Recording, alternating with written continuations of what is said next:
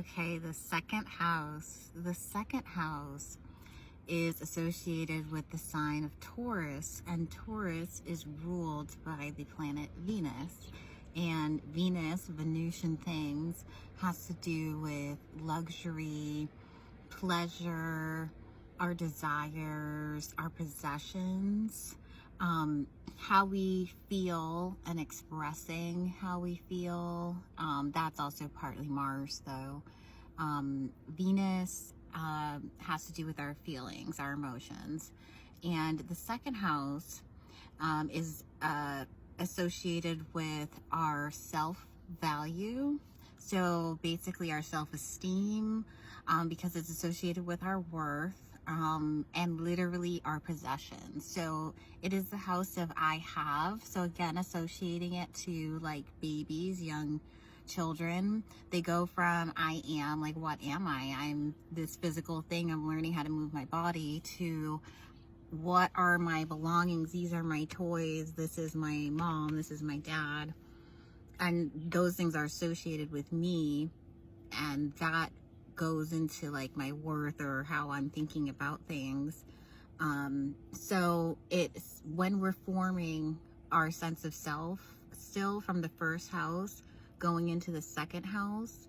And that's why we start to form our sense of how we feel about ourselves internally, and how that connects to finances, because that is also associated with the second house, is that the way that we feel about ourselves is associated with Venus, because it has to do with our feelings.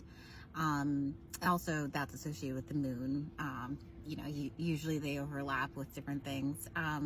But the second house and Venus is also associated with money, because it's associated with abundance, in a different sense than Jupiter is. Jupiter's more associated with like bringing in abundance and the overall sense of expansion. Venus is how we attract things to ourselves. So it's like an attraction, how we can attract abundance in association to Jupiter.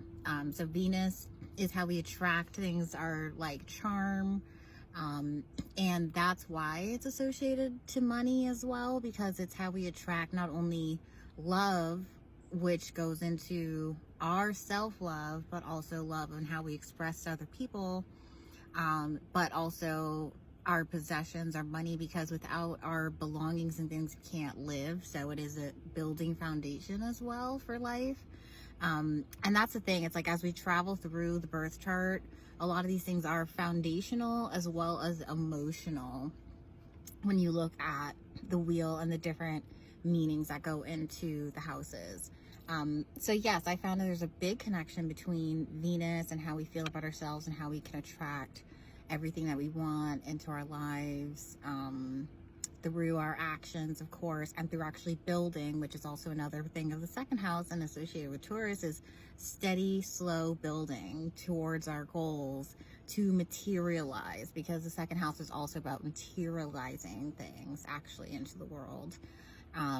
So that goes into the third house, because once we're learning about it, like our physical bodies, which also the second house, because our self-worth has to go into, it does a lot of times go back to the first house and our physical bodies. That's why the houses also, the order is important. It's not just like for no reason. It's like a journey through the houses, through the circle of the chart. So going into the third house, we'll have our values now starting to be built, our self-worth, our sense of self from the first house, as well as like from our personality and our appearance. Then that starts to go into our sense of selves and our minds, like the actual intellectual thinking processes, our interest is the third house. So we'll go into that video, but there is a progression. So that is the second house. I hope I covered everything. And yes, so if you'd like to continue on with me to the third house, that will be the next post.